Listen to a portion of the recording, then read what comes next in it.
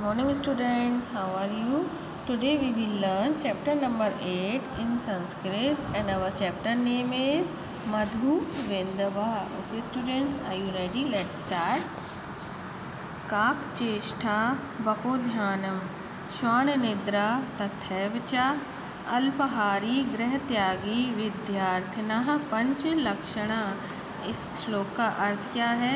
कौए की तरह चतुर, बगुले की तरह ध्यान करने वाले, श्वान की तरह कम निद्रा तथा कम खाने वाले और गृह का त्याग करने वाले ही विद्यार्थी के 5 लक्षण होते हैं।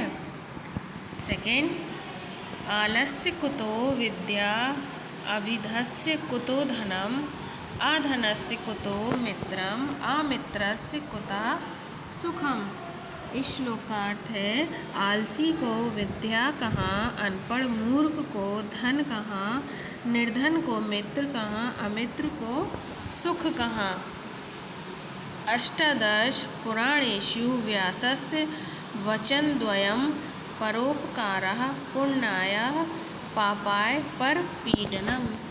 महर्षि वेद व्यास जी ने 18 पुराणों में 2 विशिष्ट बातें कही हैं।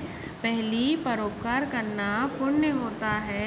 दूसरी, पाप का अर्थ होता है दूसरों को दुख देना। ओके स्टूडेंट्स, हमारा अगला श्लोक है सर्वे भवन्तु सुखिनः, सर्वे सन्तु निरामयाः, सर्वे भद्राणि पश्यन्तु मा कश्चित् दुख भाग्भवेत्।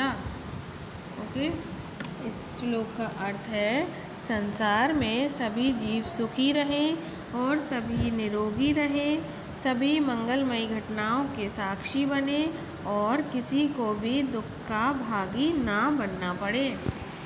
नेक्स्ट श्लोक है हमारा विद्वत् च नृपत् च नैव तुल्य कदाचन, स्वदेशे पूज्यते राजा विद्वान सर्वत्र पूज्यते। इस श्लोक का अर्थ है विद्वता और राज्य अतुलनीय हैं। राजा को तो अपने राज्य में ही सम्मान मिलता है, परंतु जो विद्वानी होता है उसको सर्वत्र समाज में सम्मान प्राप्त होता है। नेक्स्ट है एके नापि सुपुत्रेण सिंही स्वपिति निर्भयम, सहैव दशभिः पुत्रैः भारम वहति रासभिः। इस श्लोक का अर्थ है कि यदि एक राजा के यदि 10 पुत्र हैं तो वह सिंह के समान है, तो वह राजा निर्भय होता है। और यदि राजा के 10 पुत्र हैं और वे कायर हैं तो वह उस राजा पर भार के समान होते हैं। ओके, नेक्स्ट है उद्यमेन ही सिद्ध्यन्ति कार्याणि न मनोरथे, न हि सुप्तस्य सिंहस्य प्रविशन्ति मुखे मृगः। इस श्लोक का अर्थ है कि उद्यम से ही कार्य सफल होते हैं, न कि मनोरथों से। ठीक उसी प्रकार सोए हुए शेर के मुख में हिरण नहीं आते। नेक्स्ट है अभिवादनशीलस्य नित्य वृद्धोपसेविनः, चत्वारि तस्य वर्धन्ते आयुर्विद्या यशो बलम। जो अपने माता पिता गुरुजन को नित्य नमस्कार करते हैं, उनकी सेवा करते हैं, उन व्यक्तियों के 4 गुण सदैव बढ़ते रहते हैं। वे गुण कौन कौन से होते हैं? आयु, यश, विद्या, बल।